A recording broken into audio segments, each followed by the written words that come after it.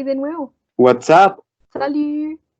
Bonjour à tous. Aujourd'hui, on va parler d'un pays francophone en Afrique. Ce pays est le Congo. Il est situé au centre de l'Afrique et il est le 12e pays le plus grand du continent. Selon un rapport de 2016, avec 37 millions de francophones, le Congo est le 12e pays francophone du monde après la France. Cependant, la langue française n'est considérée qu'une langue administrative. La raison de ce phénomène est la présence de plus de 200 langues autochtones comme les Lingala, Kikongo, Swahili et Chiluba, qui également sont les langues nationales. Bien sûr, aujourd'hui nous allons parler de certains aspects sociaux et culturels du Congo. Ceci dans le but de rendre visibles les autres pays francophones. Nous voulons aussi présenter d'un point de vue littéraire la célèbre bande dessinée de Tonton au Congo afin de montrer ces idées erronées qu'on a de l'Afrique. Donc, la première partie du podcast concerne la biodiversité et les problèmes environnementaux du pays. Ainsi, comme les pays latino-américains, le Congo est très divers et riche. Il est partie des 17 pays les plus méga-divers du monde. Cette richesse est grâce à la forêt du Congo, la deuxième la plus vaste du monde après l'Amazonie en Amérique du Sud. Par conséquent, le territoire a des animaux et des plantes endémiques.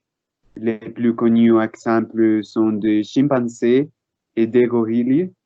Ils sont des animaux très sympas et amicaux. Malheureusement, ces habitats sont en danger à cause de la déforestation et aussi de la chasse. La chasse a augmenté dans les années récentes pour l'exotisme des viandes pendant les recrudescences de la guerre. Cet aspect de la chasse dépend dans les aventures de Tonton au Congo.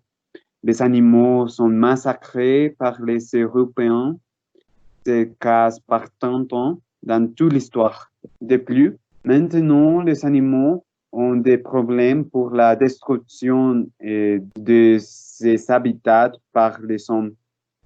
La forêt du Congo est l'une des plus touchées par la déforestation pour développer l'agriculture et les bétails. En 2017, la forêt a perdu plus de 6% de sa couverture des arbres. Donc, les scientifiques croient que la forêt perd de la capacité d'absorption de dioxyde de carbone. Oui, évidemment, c'est un pays très riche en ressources et comme vous le dites, malheureusement, la chasse est une idée qui se reproduit sur ces territoires. Et quand même, tu as cité la bande dessinée de Tonton au Congo, et il y a une série de défauts et de fausses idées sur la population de ce pays. Bien qu'il est situé à l'époque coloniale, il est vrai qu'entre chacun des vignettes, il y a des discours racistes. Par exemple, l'homme noir fait peur, il ne sait pas compter, et l'homme blanc est supérieur. Les Congolais sont présentés comme naïfs et paresseux, et les Noirs sont vus comme des gros enfants. Et les vétéistes RG se contente de quelques articles de presse sur le Congo qu'il a découpés ici et là pour écrire cette BD. À l'époque, les principales sources étaient celles des explorateurs comme Henri Morton, qui a exploré le Congo pour les rois des Belges. Aussi, il a utilisé l'information qu'il a trouvée dans certains musées et certaines images, mais qui montrent seulement une infime partie de ce que le Congo est. Autre aspect de cette bande dessinée est le langage caricatural, impliquant que clairement pour les Belges, les Congolais ne peuvent pas parler et leur français est le pire. Donc, la connotation raciste des dialogues est évidente. Par exemple, de que Coco, un personnage congolais, prenne la parole, nous pouvons regarder une sorte de moquerie. Mais il y a encore des gens qui disent Tonton Congo est ni raciste ni méchant. Alors, la colonisation et la discrimination raciale sont des explications pour cet aspect. En effet, le français est parlé en Congo à cause de la colonisation belge du 19e siècle aux années 60. Pendant la colonisation belge, les Congolais ont été réduits en esclavage.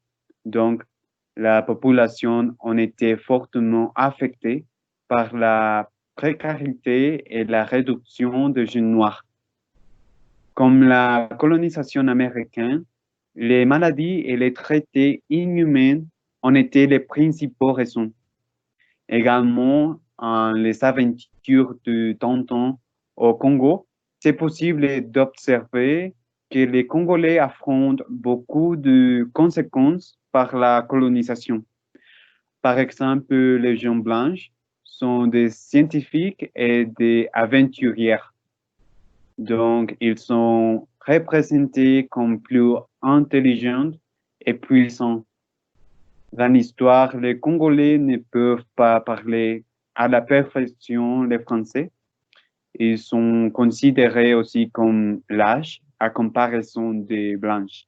De plus, les Blanches sont lesquelles qui habitent mieux, qui sont cultivés et qui ont des prestiges dans le pays.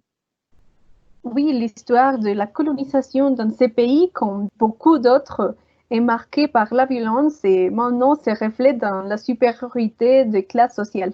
Bon, dans les épisodes précédents, nous avons abordé la situation des femmes dans différents contextes. Aujourd'hui, nous parlons du Congo et nous voulions également aborder la situation actuelle des femmes dans ce pays.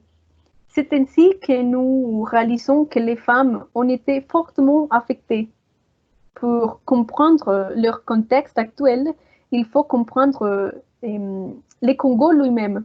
Ici, les Congolais ont vécu 32 ans de dictature où la liberté d'expression a été impitoyablement réprimée et la situation politique est devenue instable. Cela a déclenché une guerre. Par conséquent, les femmes vivent sous le double manteau du silence politique et du silence dû à leur sexe. Il y a de nombreuses femmes et filles en Congo qui subissent également des violences sexuelles de la part des civils ordinaires et soldats. Elle explique qu'il y a un système judiciaire inefficace avec mauvaise gouvernance et d'une position sociale inférieure des femmes. Aussi, l'illégalité des femmes persiste dans ce contexte plus large. Alors, elles sont souvent limitées au rôle traditionnel de soins en raison du manque d'éducation et des attitudes discriminatoires. Mais les femmes congolaises sont audacieuses et courageuses et en 2004 ont commencé un processus d'inclusion grâce au Fonds mondial pour les femmes. Alors les femmes et les groupes de femmes congolaises s'organisent sans crainte pour instaurer la paix, la stabilité et le respect des droits fondamentaux. Malheureusement, cet aspect fait référence aux situations de pauvreté au Congo. Le Congo est l'un des pays les plus pauvres du monde. Il est parti de l'initiative Pays pauvres très endettés du Fonds monétaire international et de la Banque mondiale, qui cherche à aider ces pays avec la réduction de la dette. Le Congo aujourd'hui ne peut pas résoudre la malnutrition des enfants et permettre l'accès à l'éducation de tous les gens. De plus, les pays affrontent des résultats de conflits armés. De plus, les pays affrontent des résultats de conflits armés pendant le XXe siècle et le XXIe siècle. Oui, la situation économique est vraiment inquiétante, car ceci est essentiellement basé sur l'exploitation des ressources naturelles, notamment le pétrole. C'est donc une économie de rente faiblement diversifiée et peu structurée. Actuellement, 43% des ménages ont accès à l'eau potable et seulement 20% ont accès à l'assainissement. Bon, bien que de nombreux problèmes nous échappent, par exemple le système de santé ou un peu plus de son histoire, aussi on ne peut pas laisser de côté un aspect de sa culture et c'est la musique. Le Congo est aussi connu pour les soukous, un style musical originaire de la région. Le soukous est un style d'exécution du sévéné, alors il marque le changement de rythme caractérisant l'ancienne rumba congolaise. C'est une longue exécution instrumentale avec une prestation improvisée de guitare. C'est génial.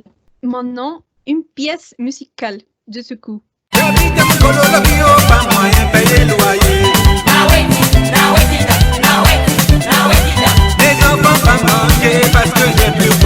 Oui, c'est génial.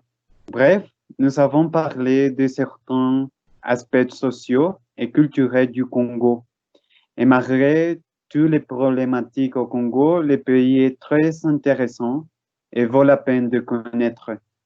De cette façon, on vous remercie d'être ici encore une fois et nous les attendons ici cette même semaine avec autre podcast.